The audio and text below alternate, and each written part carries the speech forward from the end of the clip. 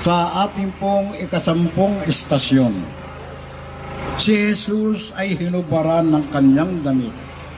O Jesus, aming manunubos, sinasamba ka namin at pinapupurihan. Sapagkat sa iyong paghihirap at pagkamatay mo sa krus, tinubos mo ang sanlibutan. Naabot din ang Kalbaryo, ang lugar ng parusahan. Ibinaba ng mga kawal ang krus na pasan ni Jesus. Nanlulumong nakatayo siya. Nagmamadali ang mga kawal upang isagawa ang kanilang malagim na tungkulin.